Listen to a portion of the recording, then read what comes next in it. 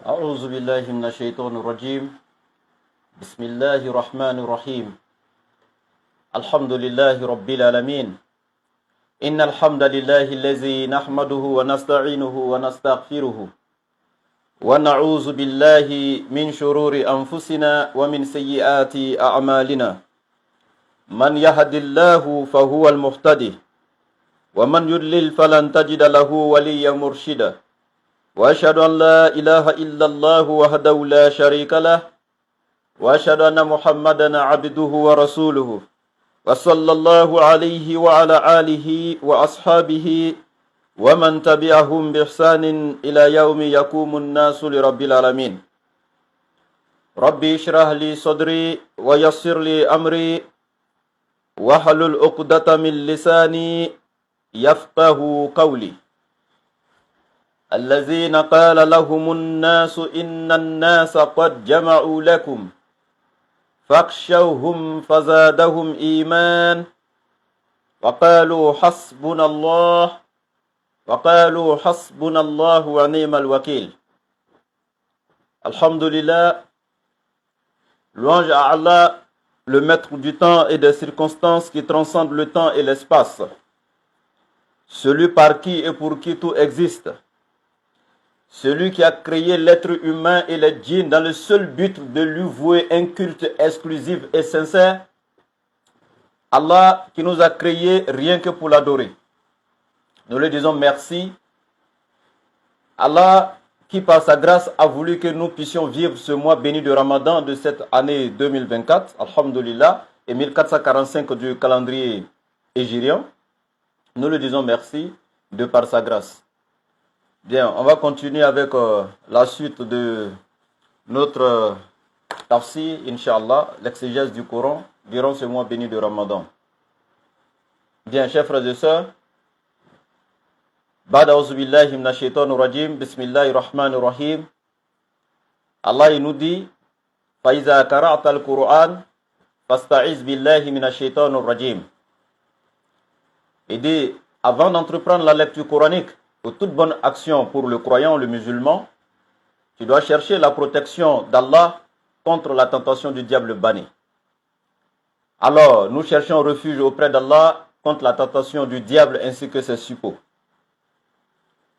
Le diable, nous devons savoir que depuis l'histoire qu'on a entendue, dans le commencement avec le père Adam, le père de l'humanité depuis le paradis, d'abord lorsque Sayyidina Adam alayhi salam, lorsque Allah l'a formé à partir de l'argile et qu'il lui a insufflé de son esprit, donc quand Allah lui a donné le souffle de vie et qu'il est devenu vivant, il y a eu des événements qui se sont passés entre Sayyidina Adam, alayhi salam, ainsi que Iblis, Shaitan, donc le maudit et le lapidé de la part d'Allah. Et sans reprendre cette histoire, c'est juste pour vous interpeller quelque part.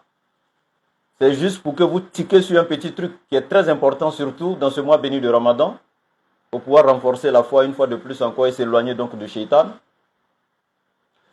Lorsque Sayyidina Adam alayhi salam était donc en forme d'argile, lorsqu'il a été formé, déposé par Allah, il est resté formé, déposé pendant 40 ans avant que Allah ne lui souffle donc son esprit, donc le souffle de vie. Il est resté 40 ans couché en forme d'argile, sec, déposé. En ce moment, Iblis, Shaitan, il n'était pas encore donc maudit, il n'était pas encore chassé donc par Allah. Il était encore dans le ciel avec les anges. Quand bien même qu'il n'est pas donc de nature un ange, c'est un djinn, mais il vivait sous forme d'ange, mais il n'était pas un ange. Je répète, il vivait sous forme d'ange parmi les anges, mais sa nature, il faisait partie donc des djinns de nature. Et donc, il était vraiment très aimé par Allah, au point même où Allah l'a placé même au-dessus des anges. Et lorsque Adam alayhi salam, Allah l'a formé, vous devez savoir que parmi les créatures qu'Allah a créées, il y a eu certaines qui ont été privilégiées. Et parmi les privilèges de l'être humain de Sayyidina Adam alayhi salam, c'est qu'il a été créé de par les mains d'Allah. Ici, pour enlever l'équivoque, donc à ce niveau-là, certains diront, mais attends, les musulmans disent qu'Allah n'a pas de main tantôt on dit qu'il a créé de par les mains d'Allah. Oui, les mains que toi tu as, ce sont ces mêmes mains-là qu'Allah n'a pas. Comme il est dans la sourate 42, Allah ne ressemble à rien et rien ne lui ressemble. Est-ce que vous comprenez? Donc tu ne l'as jamais vu, tu ne connais pas sa nature.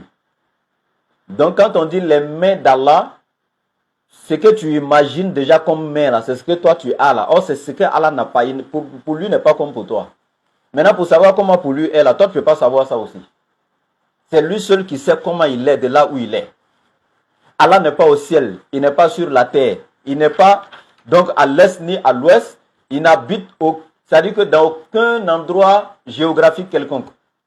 Et de là où il est, il ne fait pas jour, il ne fait pas nuit, il n'est pas arrêté, il n'est pas assis, il n'est pas couché, il n'est pas adossé, il n'est pas suspendu.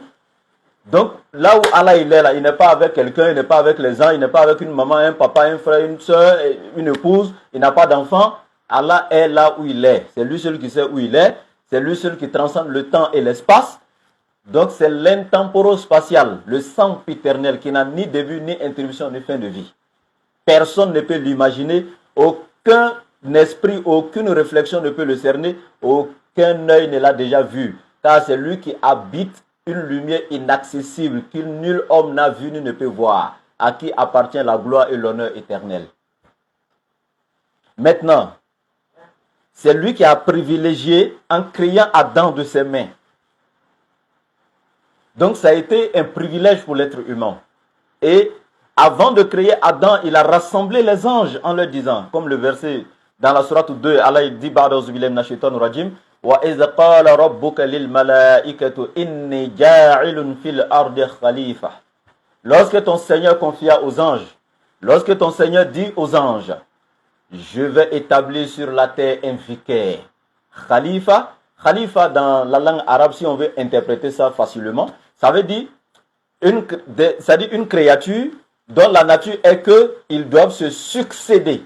C'est-à-dire ils sont là et ils se succèdent dans l'existence. Vous voyez, tes arrière-grands-pères étaient là, ils ont vécu à leur temps, ils sont passés, tes grands-parents sont venus, ils ont vécu, ils sont passés, ton papa est venu, il a vécu, il est passé, toi tu es là, un jour tu vas passer, ton enfant va venir, il va passer, ton petit-fils sera là, etc. Donc nous sommes là pour nous succéder, Khalifa. Donc il va établir sur la terre un vicaire, donc Khalifa, une créature donc, dont leur nature seront de se procréer et donc de se succéder les uns donc les autres. Et donc, lorsque Allah il a confié ça aux anges, il y a encore une petite sagesse qu'on doit tirer là-bas. Et quelle est cette sagesse? C'est que Allah, malgré sa grandeur, malgré celui qui détient tous les pouvoirs, il est lui-même pouvoir, le créateur de toutes choses. Mais vous voyez, il peut poser son action sans que personne ne lui dise pourquoi tu as fait ci, pourquoi tu as fait ça. Mais il ne regarde pas son pouvoir, il ne regarde pas du fait que c'est lui qui est le créateur de toutes choses. Et il appelle ses propres créatures, les anges. Et puis il leur donne la nouvelle, c'est-à-dire il leur donne l'information. Il informe les anges d'abord, il les associe à ce qu'il veut faire. Subhanallah. Il n'est pas orgueilleux, il n'est pas prétentieux, alors que c'est lui qui détient, c'est-à-dire qui devait être l'orgueilleux, parce que c'est lui qui a créé toutes choses, il est au-dessus de toutes choses. Et rien ne lui est, c'est-à-dire que rien ne peut se comparer à lui en fait. Rien ne peut se comparer à lui. Donc si tu regardes la définition de l'orgueilleux, celui qui mérite d'être appelé l'orgueilleux, c'est lui. Et c'est ce qu'il a fait aussi dans la sourate 59. Il dit, je suis l'orgueilleux. C'est toi la créature qui ne peut pas faire preuve d'orgueil. Parce que quand toi tu dis tu es orgueilleux, puis tu te mets au-dessus des gens, je suis ceci. Toi tu es l'orgueilleux, tu as créé quoi? Tu es orgueilleux là, tu as créé quoi? Il faut montrer une seule chose que tu as créé. Même mouche, tu n'as pas pu créer. Même moustique, tu n'as pas pu créer. Donc, tu ne peux pas être l'orgueilleux. Celui qui est l'orgueilleux là, c'est lui qui n'a rien au-dessus de lui qui doit être proclamé comme l'orgueilleux. Alors, c'est Allah seul qui n'a rien au-dessus de lui parce que c'est lui qui est au-dessus de toutes choses. Mais malgré ça, il a associé les anges. Il les a appelés. Il leur a donné des informations. Je veux faire ceci, je veux faire cela. Subhanallah. Mais toi aujourd'hui, tellement que tu es prétentieux, tu es orgueilleux, tu es fier. C'est-à-dire même aujourd'hui, même dans la famille, quand on regarde un homme, il dit je suis le chef de famille, il prend des décisions sans aviser même son épouse. C'est-à-dire que pour lui, la femme est chez lui comme ça, elle est là de façon facultative quoi. C'est-à-dire sa présence et son absence là, c'est la même chose pour lui. Le seul moment où la femme a une importance, c'est quand il a besoin d'elle au droit conjugal, c'est tout. Et quand il rentre à la maison, il est l'heure de manger, que la nourriture n'est pas encore servie, il sait qu'il y a une femme dans la maison. Elle a tout le problème. À part ça, tout ce qu'il veut faire là, même quand la femme veut lui dire, ah mais chérie, est-ce que... Oh, ferme ta bouche là. Toi, tu as quoi avoir dedans? Ferme ta bouche. C'est-à-dire que n'importe quelle chose qu'il va entreprendre, elle n'a pas droit à la parole. Toi, cet orgueil-là, ça va te détruire, mon frère. Le prophète alayhi salam n'était pas comme ça. Ça ne fait pas partie des qualités du musulman. Regarde Allah, le créateur des cieux et de la terre. Pour créer Adam, là, il associe les anges, il leur donne l'information. Toi, tu es qui? Tu ne peux pas parler avec ton employé au travail. Tu es qui? Tu ne peux pas associer celui qui est inférieur à toi. Tu es qui? Tu ne peux pas associer ta femme à certains de tes projets. Tu ne peux pas lui soumettre tes projets, etc. Tu es qui? Ok, bon, le problème n'était pas là-bas. J'avance. Donc, lorsque Adam a été créé, il a été formé sous forme d'argile déposée pendant 40 ans. En ce moment, Iblis, tous les anges passaient d'abord pour le regarder, ils le touchaient, ils disent, mais attends, ça c'est quelle créature ça encore? Ah, c'est ça, Allah il appelle Bachar. Bachar, ça veut dire tout simplement la créature qui a un corps physique. Bachar. Les anges ont été créés de la lumière. Les djinns ont été créés du feu, des flammes de feu. Pendant que les anges ont été créés aussi de la lumière. Donc eux ne sont pas des créatures qui sont Bachar. Vous voyez un peu, non, qui ont un corps physique qu'on peut toucher, etc. Non, vous voyez? Sauf quand, avec la permission d'Allah, quand ils veulent se manifester aux êtres humains, ils prennent la forme humaine pour venir, tels que les anges, etc. Mais sinon, eux-mêmes, leur nature, c'est le feu dont les djinns ont été créés, donc, et les anges de la lumière. Mais c'était la première fois pour eux de voir une créature Bachar, donc une créature avec un corps physique. Donc ils étaient étonnés, ils venaient, ils regardaient et ils rendaient gloire à Allah. Ils disaient, mais ça c'est encore une autre créature d'Allah, ça c'est encore une autre manière d'Allah pour créer. Allahu Akbar, gloire et pureté au meilleur des créateurs. Donc les anges étaient là en train de magnifier sa grandeur, en train donc de contempler cette nouvelle créature. Et là, Iblis, qui était du nom des djinns et qui vivait sous forme angélique, donc parmi les anges, lorsque lui venait et regardait cette créature-là couchée, il dit, je sais que celui-là, il sera tellement aimé par Allah qu'il risque de m'oublier. Alors qu'actuellement, il m'a aimé jusqu'à m'a mis au-dessus des anges. Mais celui qui est là, ça, il y a quelque chose qui ne va pas. Et puis, il a créé de ses propres mains. C'est-à-dire, il a pris soin dans sa création. Donc, tu vois, il est là, il regarde, et dans son cœur, il ne faisait que dire, lui là, si Allah m'aime que lui, il est mort avec moi. Si Allah vient le préférer encore à moi, il est mort avec moi. Dans tous les cas, il est mort. Donc, lui-même là, depuis là, une jalousie même s'est déclenchée en lui contre Adam alayhi salam. Est-ce que vous voyez? Et donc, lorsque, après Allah a insoufflé donc l'âme en Adam et qu'il est devenu un être humain, et j'accélère quoi, je ne veux pas conter cette histoire parce que ce n'est pas sur ça que je veux m'attarder aujourd'hui. C'est juste pour attirer votre attention sur quelque chose qui est très sage ici. Lorsque Allah a insoufflé de son âme en Adam et qu'il est devenu un être vivant, Allah, il va demander après aux anges, donc, Isjudu li Adam, prosternez-vous devant Adam. Il dit, Fasajad al-malaikatu kulluhum ajma'in. Tous les anges se sont prosternés, et tous, kulluhum ajma'in, sans exception. Illa, excepté Iblis. Tu vois, quand il parle des anges, il dit, tous les anges se sont prosternés sans exception. Avant de donner l'exception maintenant d'Iblis, pour montrer qu'Iblis, lui, ne fait pas partie des anges. Parce que quant aux anges, il a dit, Kulluhum ajma'in. Les anges, là, eux, tous se sont prosternés.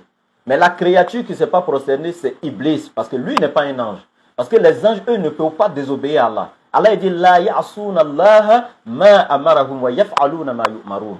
Les anges ne désobéissent, c'est-à-dire que en aucun cas en Allah. Ils lui obéissent à la lettre. La ya'asuna Allah ma amarahum. En aucun cas, ils ne désobéissent en Allah. Wa yaf'aluna ma yu'marun. Ils ne font que ce que Allah leur a ordonné de faire. Donc, illa Iblis, c'est Iblis seul qui ne s'est pas prosterné. Abba, il a refusé catégoriquement de se prosterner. Wastakhbara, et il s'est enflé d'orgueil. Wakana minal kafirin, et il a été du nombre des mécréants. Maintenant, la question qu'on va se poser, chers frères et sœurs. On vous a conté dans l'histoire d'Iblis qu'avant la création de Adam alayhi salam, Iblis était parmi les pieux, les adorateurs d'Allah. Il a tellement adoré Allah parce qu'avant la création d'Adam, ce sont les djinns qui vivaient sur la terre 2000 ans avant la création de Sayyidina Adam alayhi salam. Et avant aussi les djinns, il y avait d'autres créatures. Donc il faut savoir ici par là que Adam n'est pas la première créature d'Allah. Hein. Au contraire, c'est Adam qui est la dernière créature d'Allah.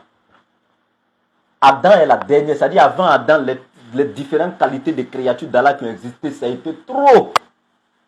Ce sont les djinns qui ont été les avant-derniers et Adam a été la dernière espèce.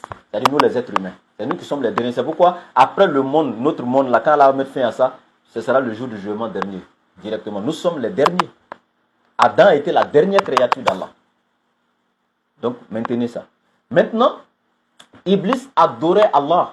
Parmi les djinns qui vivaient avant la création d'Allah, c'était le plus pieux. Donc quand Allah a envoyé les anges pour anéantir le monde des mécréants, le monde djinn des mécréants, les mécréants parmi les djinns, quand ils ont été anéantis, Iblis seul a été épargné. C'est comme ça qu'il a été élevé par les anges pour aller au ciel. Il était d'abord au premier ciel avec eux, et à cause de sa piété, Allah l'a élevé de ciel en ciel jusqu'au 7e ciel, où il était là-bas dans l'adoration, etc. Donc Allah n'a pas de problème avec lui. Mais imaginez-vous un seul instant, lorsque Allah maintenant a demandé de se prosterner devant Adam, c'est là que Iblis s'est enflé d'orgueil en disant « Je suis mieux que celui-là parce que j'ai été créé du feu, il a été créé de l'argile. Le feu est plus fort. Le feu, ça dit que c'est lui qui brûle tout sur son chemin. Donc moi je suis mieux que lui. Pourquoi Allah tu veux que je me prosterne devant celui qui est inférieur à moi ?» Parce que où il va discuter avec son Seigneur. Et Allah maintenant va le bannir. Allah va dire « Fakhruj minha fa innaka rajim » Maintenant, sors de ma miséricorde. Tu es banni et rejeté à partir d'aujourd'hui. Maudit sois-tu. La'anatullahi alayhi. Voici comment la malédiction d'Allah s'est abattue sur eux. Maintenant, la question qu'on doit se poser. Iblis n'avait jamais refusé d'adorer Allah. Mais la seule chose qu'il a refusé de faire, c'est de se prosterner devant Sayyidina Adam alayhi salam. Maintenant, quand il refuse de se prosterner devant Sayyidina Adam alayhi salam, Allah maintenant il vient faire le palabre de qui? Pourquoi Allah l'a chassé? Parce qu'il a refusé de se prosterner devant qui? Devant Adam. Donc Allah a défendu qui ici? Notre père Adam. Donc c'est nous les êtres humains qu'Allah a défendu ici. Parce que c'est notre père Adam qui l'a défendu. Sinon entre lui et puis Iblis, il n'y avait pas de problème. Iblis l'adorait lui.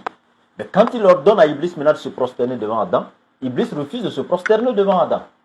Donc Allah il défend qui en chassant Iblis? Il défend Sayyidina Adam, donc notre grand-père. Maintenant, quand Allah il a fait notre palabre, en bannissant Iblis, en le rejetant, et que nous, les êtres humains maintenant, arrivés sur la terre, nous, on vient prendre Iblis maintenant pour faire notre compagnon, nous, on vient prendre Iblis maintenant comme ami, et puis on laisse Allah. On a traité Allah de quoi? Parce que quand quelqu'un vient faire ton palabre, et puis celui qui l'a combattu pour toi, demain, toi et puis la personne, vous vous prenez comme ami, et puis vous laissez celui qui t'avait défendu là. Tu l'as traité de quoi? Moi, je n'ai pas dit le nom et le mot. Vous-même réfléchissez. Vous voyez comment c'est grave quand l'être humain vient obéir à Iblis pour laisser Allah, en désobéissant à Allah. Donc c'est pourquoi Allah a envoyé les prophètes et sa parole, les livres saints sur la terre, afin qu'ils tirent les êtres humains des ténèbres spirituelles vers la lumière, afin qu'ils détournent l'humanité entière contre... C'est-à-dire que détourner toute l'humanité de la volonté du diable et les orienter à la volonté de Dieu, afin que la volonté de Dieu soit faite sur la terre comme elle est faite aux cieux. Maintenant, nous aujourd'hui, là, nous que Allah a défendu, nous, notre Père que Allah a défendu, qui est Adam alayhi salam, c'est-à-dire que nous, au lieu d'être reconnaissants envers Allah, de se soumettre à sa volonté, de lui dire merci, c'est nous maintenant, on vient prendre Iblis, l'ennemi de l'être humain, comme ami, en laissant Allah qui nous avait défendu depuis au commencement. Vous voyez comment l'être humain est ingrat envers son Seigneur? Vous voyez comment l'être humain est ingrat envers son Seigneur? Subhanallah. Et imaginez encore, Iblis, lui, il a refusé de se prosterner devant Adam et non devant Allah. Je dis bien devant Adam et non devant Allah. Mon frère, ma soeur, combien de prières de jour, toi, tu as refusé de te prosterner devant Allah? Combien de prières de astres que toi, tu n'as pas fait pour Allah? Iblis, lui, il a refusé de se prosterner devant une créature d'Allah, qui est Adam. Allah l'a banni et rejeté complètement. Et toi qui as refusé de faire la prière de Soub, la prière de Zour pour Allah lui-même, Azza wa Jal. Toi qui n'as pas fait la prière de Maghrib, la prière de Isha, qu'est-ce que tu diras à Allah? Subhanallah. Est-ce qu'on médite un peu? Est-ce qu'on réfléchit un peu? Donc, Iblis est déclaré comme notre ennemi. Et Allah il le dit dans la sourate 2, verset 208. Ya ayyuhallazina amanu. Oh, vous qui croyez. Idkhulu fi silmi kafa. Rentrez totalement dans ma paix. C'est-à-dire dans la paix d'Allah qui est rien d'autre que la religion. C'est l'islam qui est la paix. C'est la religion qui prône la paix, qui est définie par la paix, qui incarne la paix. Et par celle-ci, la paix sera étendue dans le monde entier si tous étaient soumis à la volonté d'Allah. Et donc, Allah, il ne s'arrête pas là. Il dit, et ne suivez pas les pas du diable. Ne le suivez pas. Dans d'autres versets coraniques, il dit, innahu aduwun lakum fatakhizuha aduwan. Il dit, c'est votre ennemi manifeste et prenez-le pour ennemi déclaré. Prenez-le pour ennemi et non pour ami. Allah dit, wala tattabi'u khutuwati shaytan. Ne suivez pas les pas du diable. Innahu aduwwun lakum, c'est votre ennemi déclaré. Subhanallah. Donc Allah dit, Faiza qara'ta al-Qur'an, fasta'iz billahi minash shaitanir rajim. Donc Allah nous dit, avant de commencer toute bonne activité, donc toute activité noble sur cette terre, implorer Allah, donc chercher refuge auprès d'Allah contre la tentation donc du diable banni. Et Allah ne s'arrête pas là, il dit, Bismillahi. De par le nom d'Allah, nous commencerons, Inch'Allah, notre séance d'exégèse donc du Coran dans ce mois béni de Ramadan. Allah, par le nom de qui tout doit commencer et par le nom de qui tout doit finir. Allah, qui est maître de toutes choses, celui qui doit être adoré sans l'associer à qui ou à quoi que ce soit, celui qui est le maître du monothéisme, celui donc pour qui tout existe, et vers qui tout acte d'adoration par pur amour, par reconnaissance et par devoir doivent être dirigés. Donc nous attestons par son nom qu'il est Allah l'unique, point de divinité en dehors de lui, celui qui subsiste par lui-même Al-Qayyum. Nous affirmons, nous attestons qu'Allah est unique dans chaque moment de nos vies, dans chacune de nos pensées et dans chacun de nos actes. Nous avons la conception nette qu'il est absolument unique et transcendant. Il est Allah avant et après la création, celui qui ne meurt pas, le créateur de la mort, qui détruit la mort lui-même et qui ne peut en aucun cas être donc victime de l'œuvre de sa propre création. Tout celui qui meurt n'est pas Allah. Toute divinité qui a goûté à la mort n'est pas Allah. Bien. Ar-Rahman, Allah le tout miséricordieux. Cette miséricorde qui est définie ici par Ar-Rahman, c'est la miséricorde qu'Allah a, c'est-à-dire a déversé sur toutes ces créatures, sur cette terre. Ar-Rahman, c'est la miséricorde d'Allah qu'il a mis à la portée de tous dans ce monde matériel. Que tu sois mécréant, que tu sois croyant, quel que soit ce que tu es, Allah dit à Rahman, réjouissez-vous tous de ça. Il a laissé ça à la disposition de tous. Quand vous regardez, même la pluie qui descend, l'eau qui descend du ciel, ça fait partie de Ar-Rahman. Mais Allah ne donne pas ça seulement qu'aux croyants. Même les mécréants reçoivent ça dans leur champ. Allah, même quand les mécréants vont cultiver, Allah fait germer ce qu'ils ont sémé. Allah leur donne à manger. Il leur donne tout ce qu'ils veulent dans ce monde. Il fait descendre sur eux la pluie du ciel comme il le fait pour les croyants. Il leur donne la richesse comme il la donne aussi aux croyants. Il leur donne à manger comme il donne à manger aux croyants. Il leur donne la santé comme il la donne aussi aux croyants. Donc Allah a mis ça à la portée de tous. Et c'est pour que tout simplement les êtres humains soient reconnaissants envers lui. Mais malheureusement, on jure de cette miséricorde d'Allah qui est Ar-Rahman. Et ensuite on prend encore la miséricorde d'Allah lui-même pour aller le combattre avec. Subhanallah. C'est parce que tu es rassasié que tu arrives à aller t'arrêter au carrefour là-bas pour chercher une petite pour aller forniquer. Quelqu'un l'a faim, l'a terrassé, il est couché depuis 2 jours, il n'a pas mangé. Il peut penser à fornication ou bien adultère. Mais Allah t'a donné à manger, tu es rassasié mon frère. Au lieu de dire Alhamdulillah. La force que tu as eue après avoir mangé, au lieu de te lever avec cette force pour prier, remercier ton Seigneur, œuvrer pour lui, tu prends cette force-là pour aller braquer les gens, pour aller tuer les gens, pour aller forniquer, commettre l'adultère, commettre toutes sortes de péchés avec subhanallah. Et vous voyez, tellement que nous sommes irresponsables, tellement que nous sommes irréfléchis, tellement que nous sommes ingrats envers Allah, le créateur de toutes choses. L'argent qu'Allah t'a donné, il t'a donné la richesse. Au lieu de prendre ça pour œuvrer pour sa cause, aider les pauvres, soutenir ici, c'est-à-dire que les bonnes causes, pour le développement donc de la société, des êtres humains, de la religion, etc., dans tout ce qui est positif, mais toi, ton argent, ça rentre seulement que dans le négatif, dans le péché, etc., etc. Vous voyez comme l'être humain est ingrat. Allah il nous a couvert de sa miséricorde Ar-Rahman dans ce monde afin que nous soyons reconnaissants. Il nous a donné la santé. Quand tu arrives à l'hôpital, tu vois des gens qui sont couchés.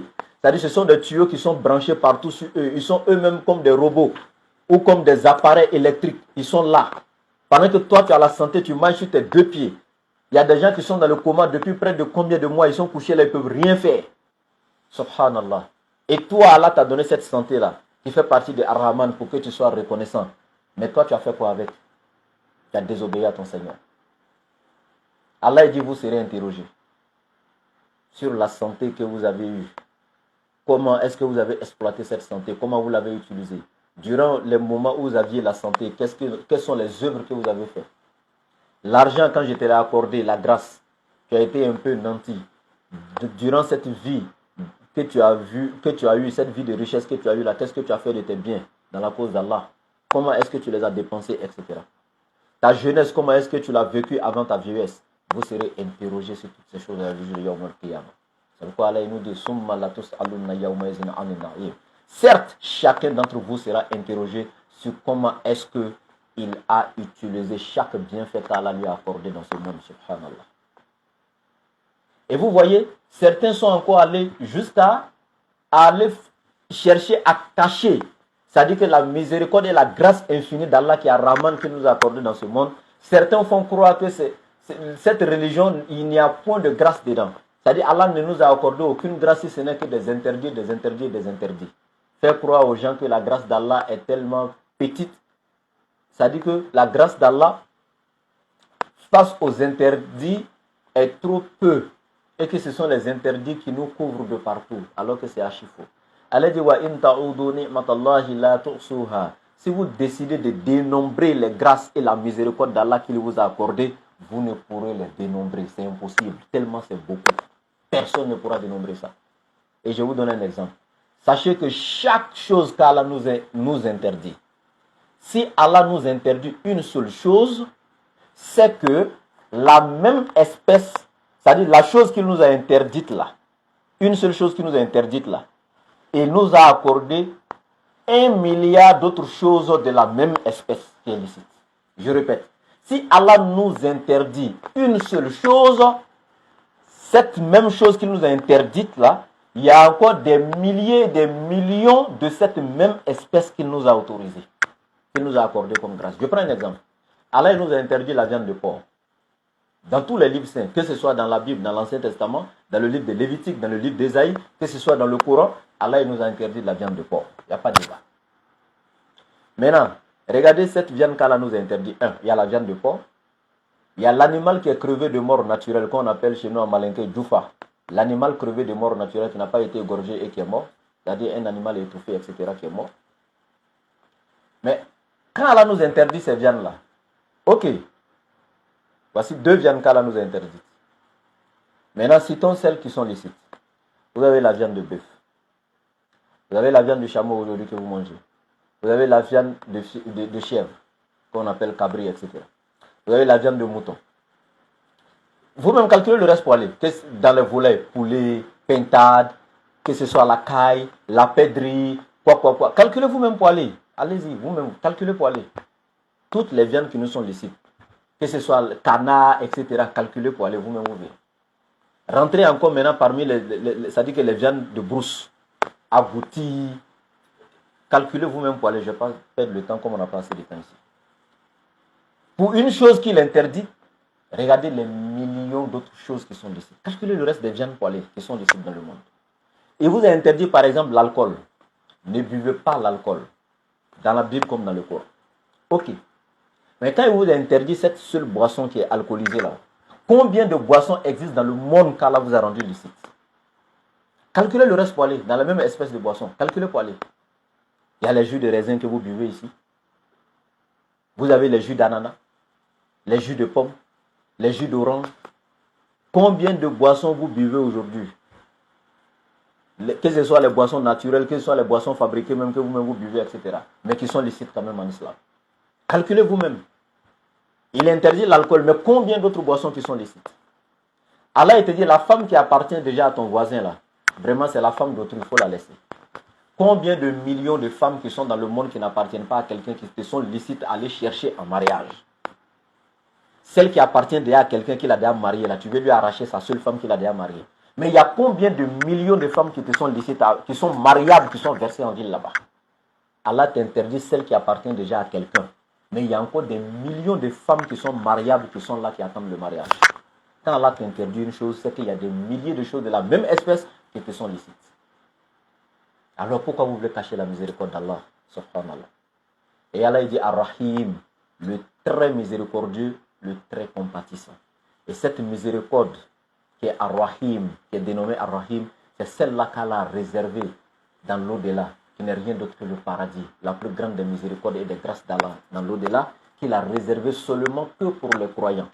Ceux qui ont vécu dans le Ar-Rahman et qui ont utilisé dans le Rahman pour être reconnaissants envers leur Seigneur, pour lui dire merci dans ce monde ici, en l'adorant avec le bienfait, donc la miséricorde qui est Ar-Rahman, c'est ceux-là qui vont jouir du Ar-Rahim, qui est le paradis. Bien. Donc on va continuer, Inch'Allah, avec notre tafsir. Bien. Donc, Allah il dit, Ya ayyuhallazina amanu. Allah il dit ici, oh vous qui croyez, oh les croyants. Et quand vous regardez ici, dans ce passage, vous allez voir dans le Coran, Alhamdulillah, il y a beaucoup de versets, quand Allah veut parler à tous les êtres humains ensemble, tu vas voir des versets, il va dire, Ya ayyuhannas, oh hommes, oh vous les humains. Donc quand Allah dit, Ya ayyuhannas, oh hommes, tous les êtres humains sont concernés. Quelle que soit ta race, quel que soit ton bord religieux, que tu sois animiste, bouddhiste, zoroastrianiste, que tu sois juif, chrétien, musulman, quel que soit ce que tu es, athée, quel que soit ce que tu es, quand Allah dit oh homme, là il s'adresse à toutes les créatures, tous les descendants d'Adam, tous les êtres humains. Donc ici, Allah n'a pas dit Ya ayyuhan nas. Il n'a pas dit Ya ayyuhal muslimun, oh vous les musulmans. Il n'a pas dit Ya ayyuhal kafirun, Ya ayyuhal munafiqun. Non. Allah dit Ya ayyuhallazina amanu. Oh vous qui croyez. Allah il s'adresse ici aux croyants. Et qui sont les croyants? Parce que être musulman est différent d'être parmi les véritables croyants. Vous voyez la sourate 23, intitulée la sourate des croyants. Allah il dit Kad aflahal mu'minun. Certes, les croyants sont bien heureux. Eux, ils sont déjà sauvés. Ils sont déjà au paradis. Malgré qu'ils sont en train de marcher sur la terre. Ils sont agréés. C'est-à-dire, quand tu rentres, c'est des maktaba. C'est-à-dire des différents niveaux dans la spiritualité.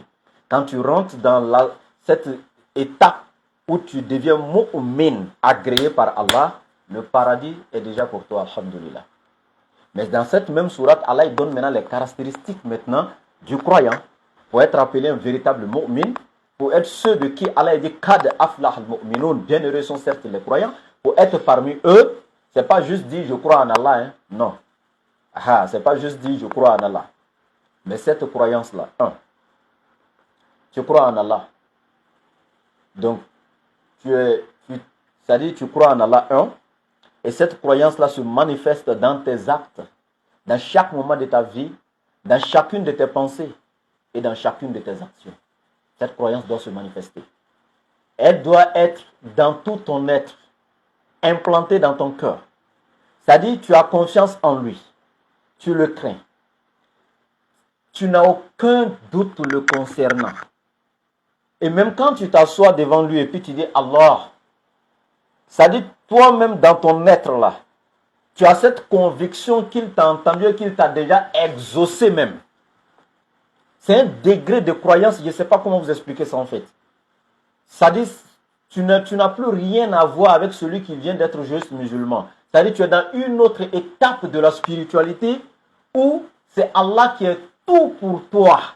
Même dans tes actes, on voit Allah.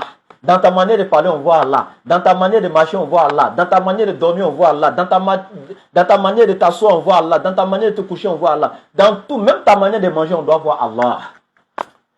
Ça, c'est notre degré. Ça dit que tu es éloigné du péché. Ça dit que partout où il y a du...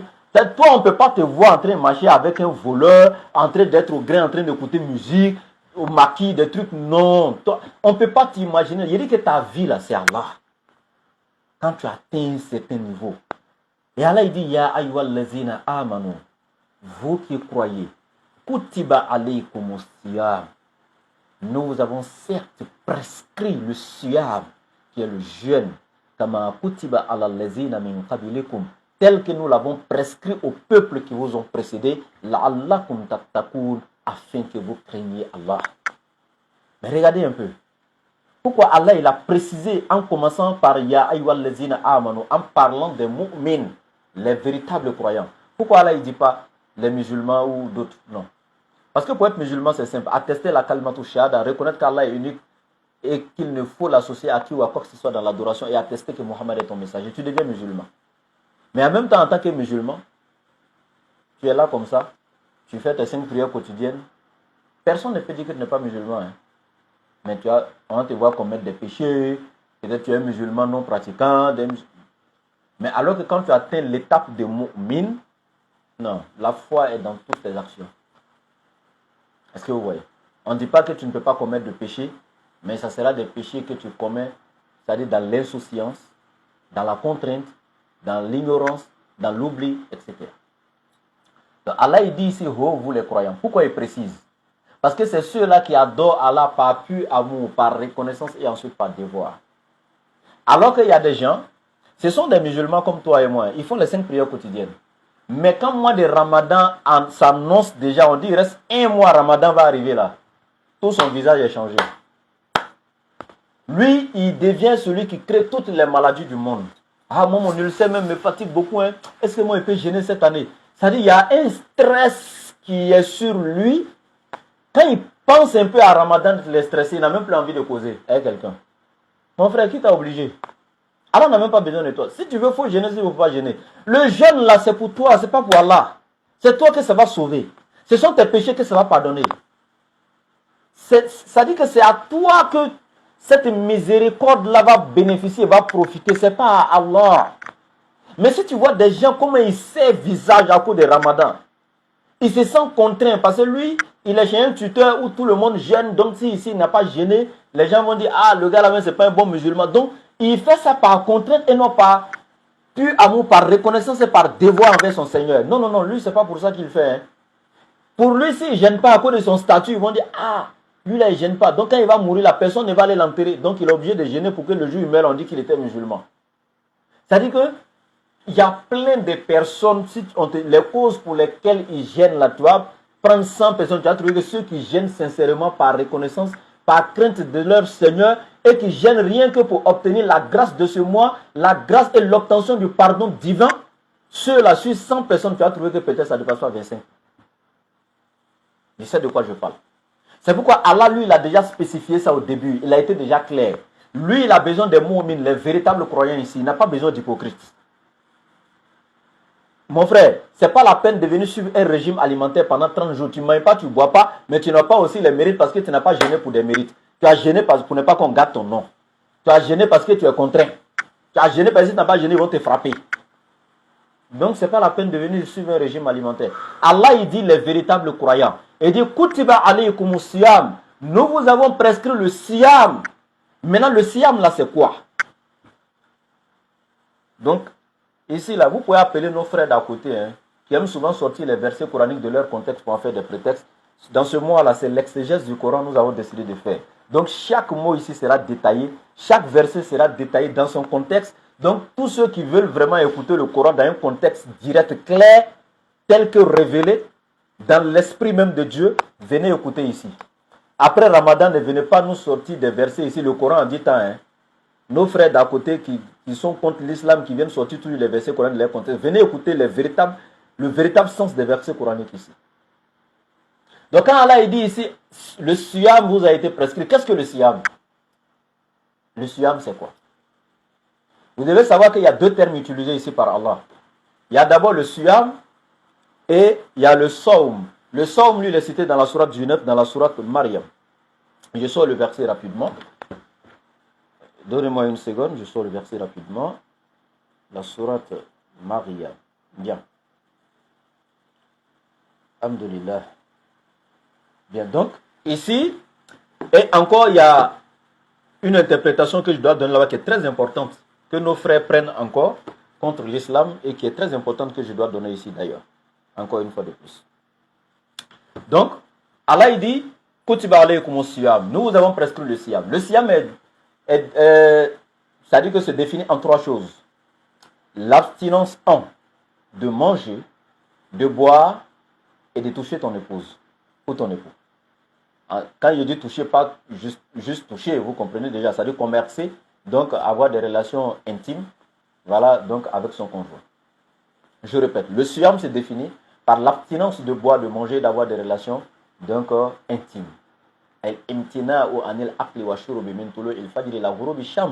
Donc le fait de s'abstenir de manger, de boire, du lever du soleil, c'est-à-dire que depuis l'aube naissante, donc à l'heure de Fajr, jusqu'à donc au coucher du soleil, jusqu'à la nuit. On va détailler ça un peu dans les versets un peu devant là-bas. Mais voici un peu ce qui est le siyam. Mais si vous arrêtez votre siyam à ça, sachez que vous n'avez pas jeûné. Parce que le Coran vient s'expliquer lui-même. Et on appelle ça tafsir le Coran bil Coran. Interpréter le Coran par le Coran. Imaginez-vous un seul instant. Si vous avez pris un mouton, vous l'avez attaché sur un arbre ici, sans mettre de l'eau à côté, sans mettre de la nourriture à côté, et sans mettre une brebis à côté, c'est-à-dire vous avez mis un bélier là, sans mettre une brebis à côté, ou bien c'est peut-être une brebis que vous avez mis là, sans mettre un bélier à côté de lui. Donc le mouton que tu as attaché là, tu n'as pas mis de conjoint à côté, donc il n'y a pas eu de relation intime. Tu n'as pas mis de nourriture, donc le mouton n'a pas mangé. Tu n'as pas mis d'eau, donc le mouton n'a pas bu, du matin jusqu'au soir. Donc ça veut dire que le mouton aussi a jeûné comme toi. En fait, voici ce qui différencie ton jeûne, même du jeûne du mouton que je viens de décrire. Le siyam, d'accord, mais il faut le sawm. Et je vais lire le verset ici. Lorsqu'Allah est parlé à Sayyidatou Maryam, la mère de Sayyidina Isa alayhi salam, Jésus-Christ, dans la sourate Genèse, verset 26, Allah dit Fakuli washrabi wa qarri aynan fa imma tarayna min al-bashari ahadan fakuli inni nazartu lirrahmani sawma falan ukallima al-yawma insiya. Donc dans le verset, Allah dit à Sayyidatou Maryam, Fakuli, mange, washrabi et bois, wakarri aynan et réjouis ton œil. Réjouis-toi, ne sois pas stressé, ne sois pas craintive, n'aie pas peur, ne sois pas apeureuse.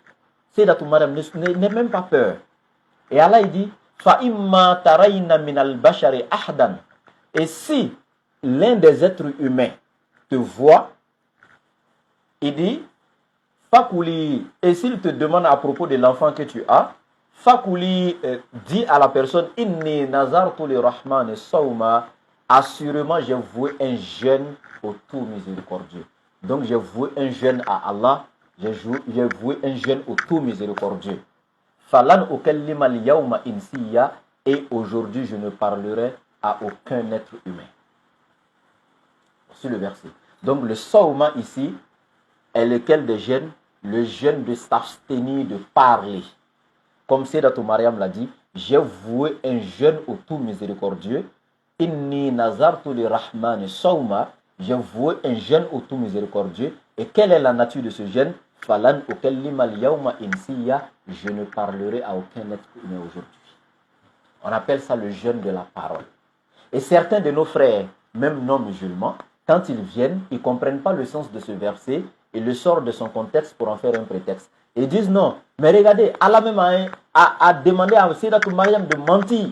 Parce que le début du verset dit, Allah même lui dit, mange et bois et réjouis ton œil. Mais si un être humain te demande, dis-lui que tu jeûnes.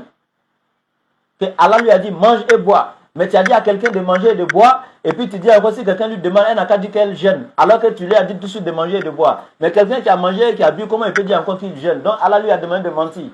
Vous n'avez rien compris. Ce n'était pas le siyam qu'Allah lui avait recommandé ici. Si c'était le siyam, alors Mariam n'allait pas manger et boire. Parce que le siyam, c'est l'abstinence de manger et de boire. Mais ici, on parle du sawm. Ça, c'est le jeûne des membres du corps.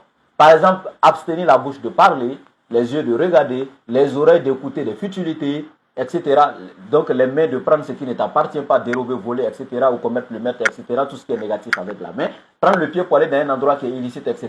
De ça, le jeûne des membres du corps, purifier et s'abstenir, abstenir chaque membre de commettre un péché. Mais ici, c'était le jeûne de la parole. Donc la bouche qui est un membre du corps. Vous ne comprenez même pas. Ce n'était pas le jeûne, l'abstinence de manger, de boire. Parce qu'une femme qui vient d'accoucher, elle est faible. Même à l'hôpital, c'est conseillé. Vous-même, vous devez savoir là que le Coran, en plus encore, vous donne un enseignement, subhanallah, depuis avant que la médecine moderne même n'existe. Parce que quand une femme finit d'accoucher là, il faut lui donner à manger pour qu'elle prenne des forces et à boire, etc. Parce qu'elle vient de perdre des forces. Elle a perdu de l'énergie, du sang. Donc elle doit manger. L'organisme en a besoin. Vous voyez, quand Sidatou Mariam a fini d'accoucher net, la première chose qu'Allah lui a demandé, Fakouli washrabi, mange et boire. Est-ce que vous imaginez? Et qu'est-ce qu'Allah lui a demandé de manger? Des dattes mûres. Et la médecine moderne aujourd'hui a démontré que les dattes mûres sont tellement bien, non seulement pour la femme enceinte et pour la femme qui a fini d'accoucher. Parce que les dattes ont des vertus pour, non seulement, c'est très bon pour une femme qui vient de perdre le sang, ça améliore, ça corrige tout ce qui est perte de sang, c'est-à-dire ça lutte contre l'anémie. Donc quand tu es anémié, tu as problème de sang, quand tu manges les dattes, c'est très bon, etc. Il y a assez de vitamines dedans, ça donne les forces, etc. Donc du coup, c'est ce qu'il lui fallait. Et donc tout ça, ces miracles du Coran là, vous allez sortir le verset de son contexte pour en faire un prétexte. Pourquoi vous faites ça? Donc Allah lui demande ici de manger et de boire. Donc ça, ce n'était pas le siyam qui lui avait été prescrit. Mais c'est le sawm, le jeûne de tout ce qui est membre du corps, que ce soit parler, écouter, etc. Donc elle dit, et puis elle expliqué, elle dit, j'ai voué un jeûne au tout miséricordieux. Et lequel de ces jeûnes, terminé le verset, elle dit quoi? Assurément, je ne parlerai à aucun être humain. Donc elle a précisé que c'était le jeûne de la parole. Et ça existe même chez les juifs. C'est parce qu'il y a beaucoup de gens aujourd'hui qui sont nourris de mauvaises intentions, qu'ils ne veulent plus faire d'efforts pour aller apprendre et de chercher. Ils vont sur des sites islamophobes pour aller écouter des mensonges contre l'islam et ils s'arrêtent là tout simplement sans fournir des recherches. Alors que le jeûne de la parole existe chez les juifs. Est-ce que vous avez étudié le Talmud? Vous n'avez pas étudié? Il y a beaucoup d'écrits sacrés chez les juifs, là, chez les rabbins. Est-ce que vous avez étudié? Non. Mais je vous donne ici un exemple. Vous voyez ici, le jeûne de la parole, vous regardez dans le dictionnaire, le jeûne de la parole. Vous pouvez aller taper sur Google pour chercher les documents juifs sur le jeûne de la parole, vous pouvez voir. Dans les écrits juifs, ça existe, ça existait depuis au temps de Moïse, le jeûne de la parole. Et c'est écrit ici. Le jeûne de la parole que de nombreuses personnes ont l'usage d'observer, en particulier durant les précédentes générations, signifie, c'est-à-dire le jeûne de la parole signifie s'abstenir totalement de toutes paroles qui ne sont pas de véritables paroles de la Torah. C'est-à-dire, les Juifs, à leur temps, là, il y avait le jeûne de la parole. C'est-à-dire, ils pouvaient se lever le matin et puis dire, bon, je jeûne aujourd'hui, je fais le jeûne de la parole, et cela consiste quoi? Toute parole qui n'est pas la parole de la Torah, je ne dois pas parler, sortir une parole qui n'est pas dans le livre de Dieu. Et puis, d'ailleurs, toute la journée, si tu vois qu'il va mettre sa bouche dans une parole, c'est que c'est la parole de la Torah. En dehors de la parole de la Torah, il ne va pas sortir une parole de sa bouche qui n'est pas la parole de Dieu. Chez les Juifs, ce jeûne-là existait. Ils jeûnent. C'est le jeûne de la parole. S'abstenir de toute parole qui n'est pas la parole de la Torah. Et il continue. Et durant une journée entière, on s'abstient de prononcer la moindre parole qui n'est pas de Torah, de la Torah. Même une parole qui exprime un véritable besoin et qui n'est liée à aucun interdit. Tu n'as pas le droit de proférer ce genre de parole. Sauf si c'est la Torah, parce que tu as voué, c'est un jeûne. Maintenant, voici les deux types de jeûnes maintenant qui existent. Il y a le siyam et il y a le sawm. Donc le fait d'être abstenu de manger, de boire, ça c'est le siyam. Et maintenant le sawm doit maintenant venir, qui est maintenant de ne pas sortir, proférer de mauvaises paroles, des paroles mensongères, des injures, donc des critiques, des calomnies. Tout ce qui est mauvais ne doit sortir de ta bouche. Tu ne dois pas regarder l'illicite avec tes yeux. Écouter maintenant des propos, de trucs, tout ce qui est illicite à écouter, en tout cas. Voilà, donc tout ce qui est mauvaise parole, tout ce qui est turpitude, quoi, tu ne dois rien écouter de tes oreilles. Éloigner tes oreilles de tout ce qui est illicite d'écouter, la musique, etc. et tout. Éloigner ta main de tout ce qui est illicite. Tu ne dois rien toucher d'illicite avec ta main, etc. Ne prends ton pied pour aller dans un lieu illicite, etc. Donc quand le siyam maintenant, l'abstinence de manger, de boire, s'associe maintenant au sawm, qui est le jeûne maintenant de tous les membres du corps, en ce moment mon frère, ton jeûne de Ramadan est complet. Donc voici les deux associés. Les deux maintenant sont complets. Et c'est pourquoi il y a un hadith du prophète où il te dit, quand tu jeûnes, il faut t'abstenir de crier, d'insulter, de proférer de mauvaises paroles, de calomnier. Et même quand quelqu'un vient te provoquer en t'insultant ou te lançant des sobriquets, tu réponds à la personne avec la paix en disant, je suis en jeûne. Ne crie pas, ne bagarre pas, n'insulte pas. Donc tout ça là, c'est pour nous montrer que quand le prophète nous montre ici, le jeûne ne s'arrête pas à seulement ne pas manger, ne pas boire, mais aussi tous les membres du corps doivent donc aussi jeûner. Donc voici le jeûne complet pour vous. Et quand Allah dit Ya ayyuhallazina amanu, vous qui croyez, kutiba alaykumus siyam, le jeûne vous a été prescrit, kama kutiba alal lazina min qablikum, tel qu'il a été prescrit aux peuples qui vous ont précédés. Donc les peuples qui nous ont précédés ont aussi reçu donc le jeûne. Il y a certains savants qui disaient que le jeûne qui a été reçu par les peuples passés, c'était un jeûne de 3 jours chaque mois, 3 jours chaque mois. Même au temps de Nuh alayhi salam. Ben ça c'est quelques savants. Mais indal jumhur, donc quand on se réfère à la majorité donc des savants, eux ils disent que non, c'est le mois complet même qui avait été prescrit aux peuples qui nous ont précédés. C'est le même mois de Ramadan, le même mois de jeûne qui leur avait été prescrit. Maintenant, quand tu vas regarder les chrétiens qui ont un mois qu'on appelle le carême, parce que chez nous, ce n'est pas carême, c'est le mois de Ramadan, le jeûne de Ramadan. Chez les chrétiens, c'est le carême. Dans carême, il y a quarantaine qui parle de 40 jours de jeûne. Donc ça, ce n'est pas pour nous. Les 10 jours de plus chez eux, là, ça c'est eux-mêmes. Il y a eu toute une histoire pour ça, mais que je ne veux pas compter ici parce que le temps est éphémère. Donc il y a toute une histoire, c'est eux-mêmes qui ont pris cet engagement d'ajouter 10 jours. Ils avaient demandé à Allah de faire quelque chose, et si cela était fait, Allah ajoutait 10 jours de jeûne, et c'est eux qui sont prescrits ça. Et dans la sourate Hadith, vers la fin, Allah même va dire, ce sont des prescriptions qu'Allah ne leur a pas prescrit, mais c'est eux-mêmes qui se sont prescrits ça, et Allah a accepté ça sur eux, etc. etc. Donc ça c'est autre chose. Mais maintenant, ce que je veux dire ici tout simplement, les peuples d'avant avaient reçu le mois aussi de jeûne. Mais seulement, il y a une différence entre le mois de jeûne qu'Allah donna au prophète Mohammed et le mois de jeûne qu'ils ont eu. Nous, on a bénéficié de certaines choses dans nos mois de Ramadan qu'eux n'ont pas eu. Un, la révélation du Coran, qui est la meilleure de toutes les paroles d'Allah, qui est au-dessus de toutes les paroles.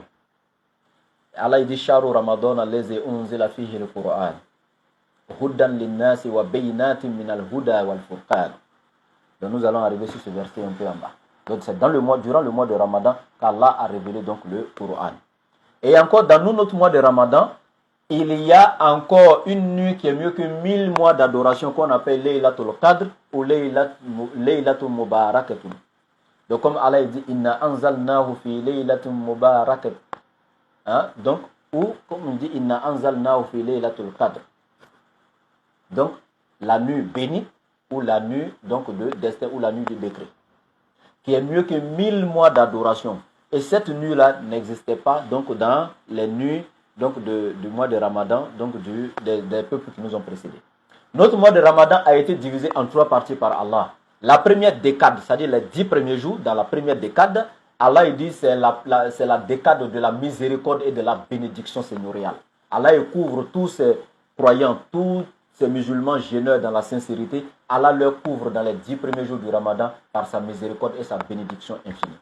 La deuxième décade, qui sont donc les 10 jours suivants, donc ça encore c'est la décade du pardon. C'est dans cette décade qu'Allah accorde son pardon à tous les jeûneurs. Et la dernière décade, qui sont les 10 derniers jours de Ramadan, qui sont la partie la plus importante du mois de Ramadan, les 10 derniers jours. Donc ça encore, la dernière décade, c'est la décade maintenant où Allah éloigne définitivement tous les jeûneurs de l'enfer en les agréant définitivement donc parmi les habitants du paradis. Donc tout ça, on a eu donc tous ces biens-là dans notre mois, on a eu toutes ces grâces-là dans notre mois de Ramadan que les autres peuples n'ont pas eu à leur temps. Vous comprenez? Donc Allah il dit, nous avons prescrit le jeûne comme nous l'avons prescrit à ceux qui vous ont précédés. Et Allah il dit, la'allakum tattaqun. Quand vous prenez le Coran traduction française, vous allez voir la'allakum tattaqun. Dans beaucoup de traductions, c'est écrit peut-être craindriez-vous Allah. Ou peut-être seriez-vous pieux. La'allakum tattaqun. En réalité, c'est une mauvaise traduction, c'est une erreur de traduction. Je répète, dans tout Coran traduction français, où vous allez voir, c'est écrit peut-être vous craindriez-vous Dieu, ou peut-être seriez-vous pieux, etc. Le verset 83 de la sourate 2, à la fin, le la'allakum. Parce qu'en arabe, les gens ne comprennent pas. Si tu veux traduire le Coran, Ça dit que tel qu'on parle la langue arabe clairement, tu veux traduire le Coran en arabe clairement, comme ça tu vas échouer.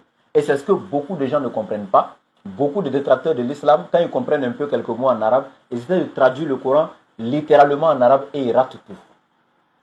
Vous voyez, c'est comme quand Allah vous dit dans le Coran.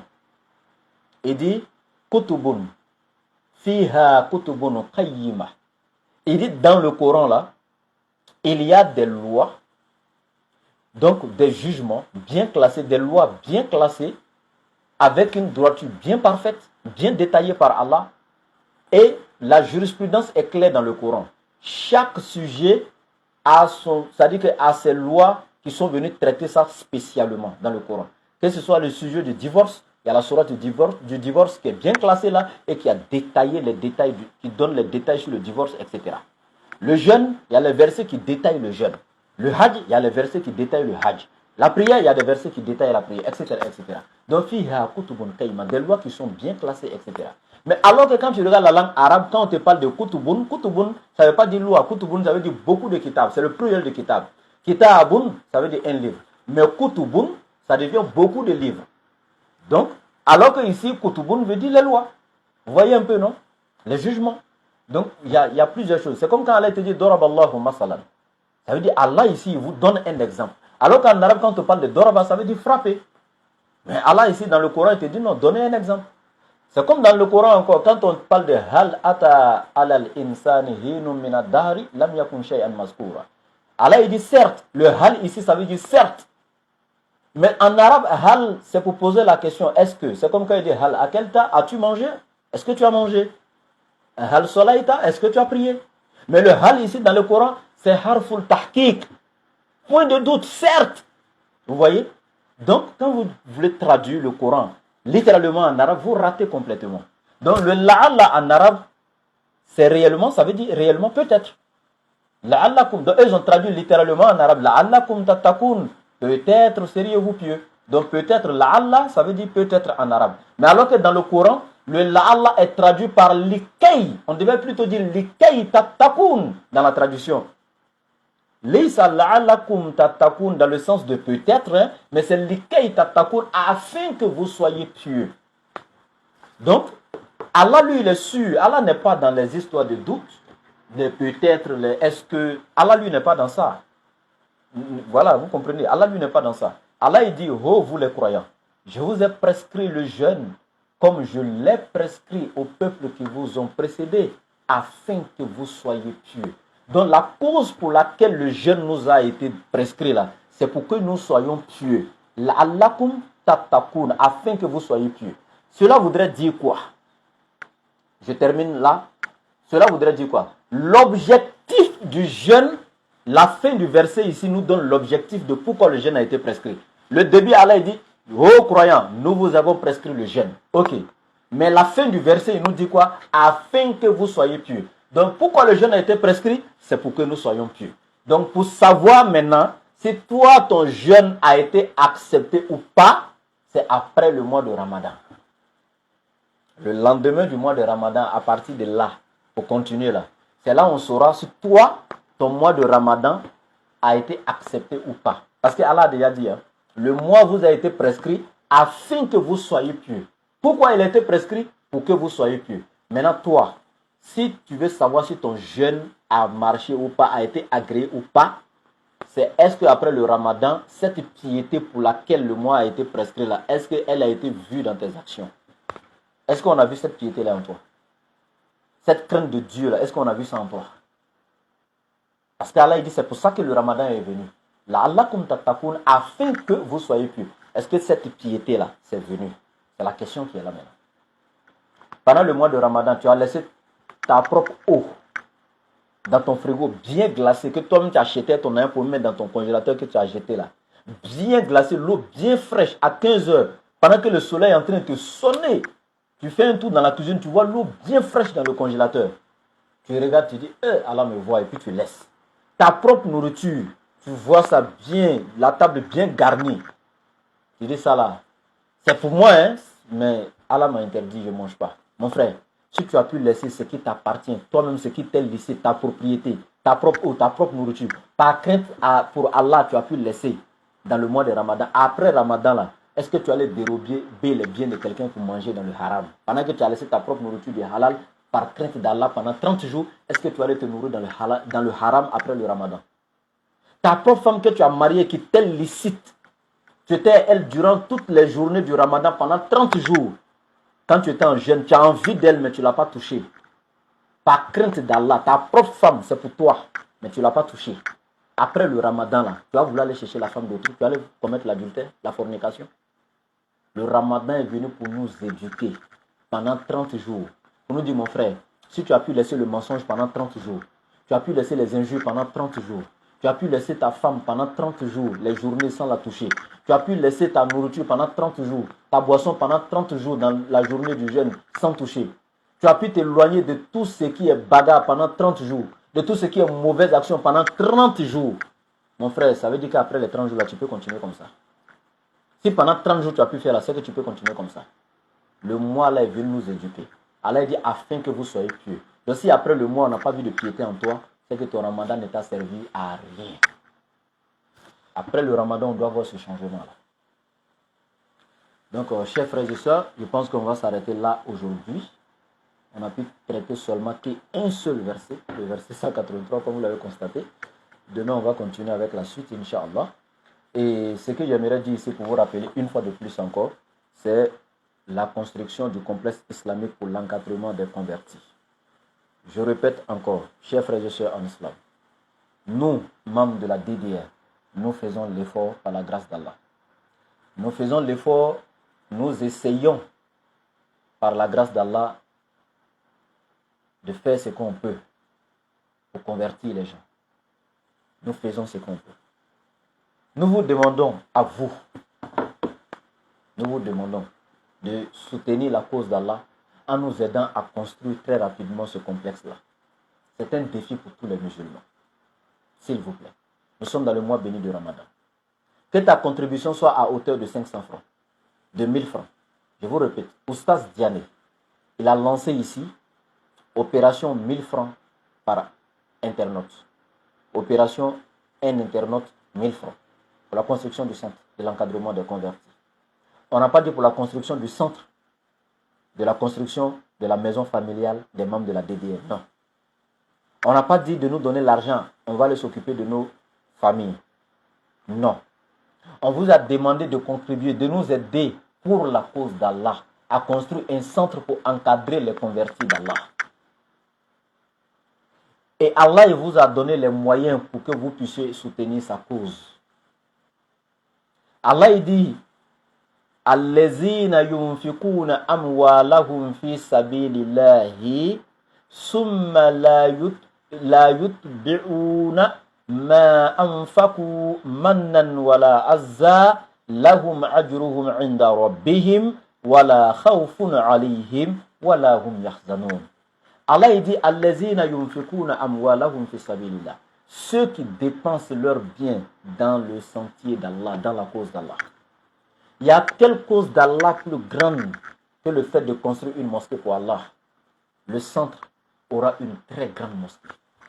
Il y a quelle cause d'Allah que de construire une école où les gens vont aller apprendre la religion d'Allah?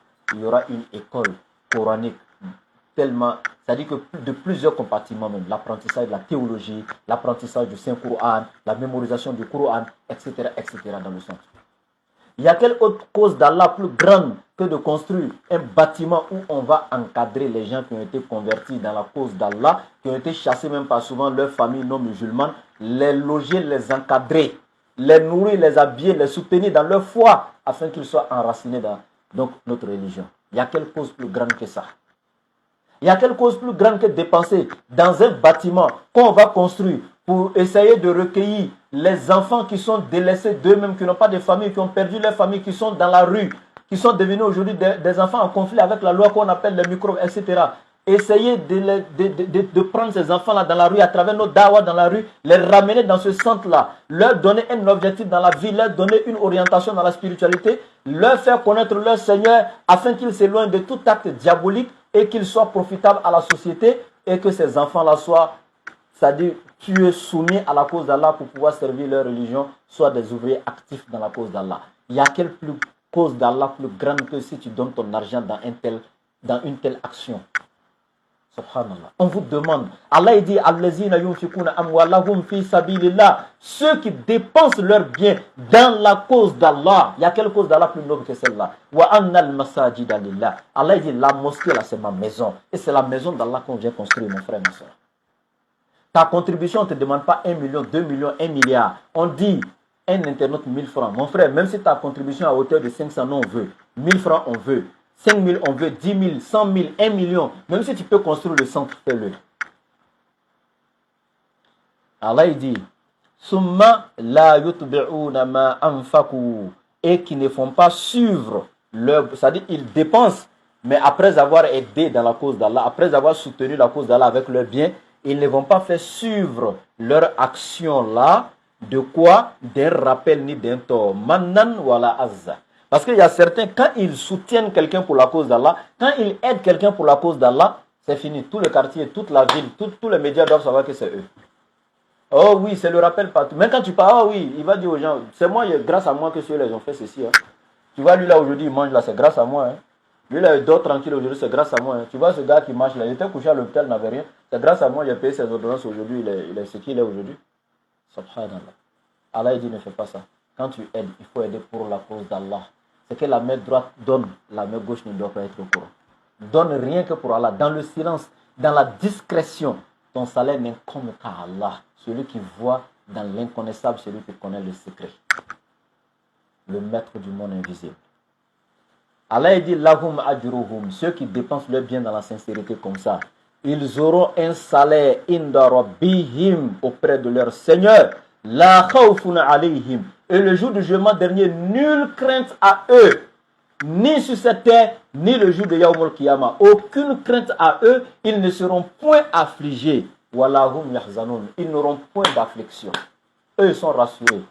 Pendant qu'ils sont couchés sur le lit de leur mort là, les anges même descendent sur eux comme ça pour leur donner la bonne nouvelle du paradis. Mon frère, ma soeur, c'est le mois du bonus qui est là. Le mois à travers lequel Allah multiplie les actions à l'infini.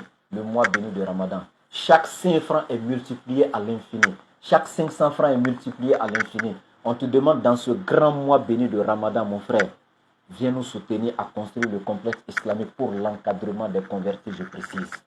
Ce qu'Allah nous a accordé à nous, c'est une petite connaissance. Et nous, on a pris ce bienfait qu'Allah nous a accordé pour aller tirer les êtres humains des ténèbres vers la lumière avec. Et par la grâce d'Allah, beaucoup de gens ont vu la vérité, ils ont accepté. La DDA a plus de 2700 et quelques convertis qu'on a pu répertorier.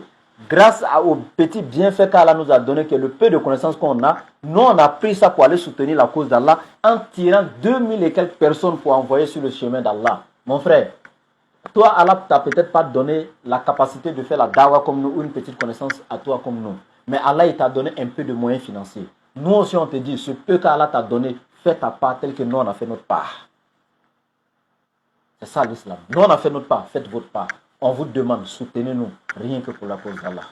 In tansurullaha yansurukum wa yusabbit aqdamakum.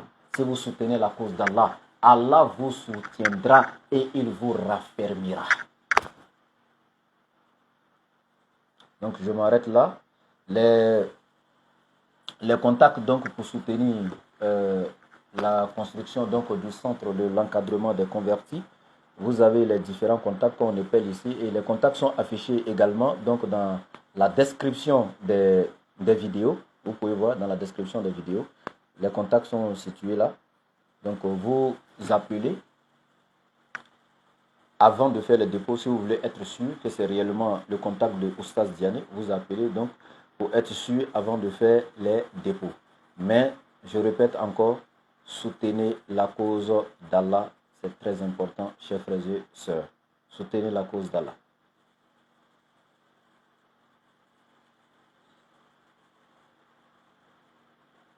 Ok.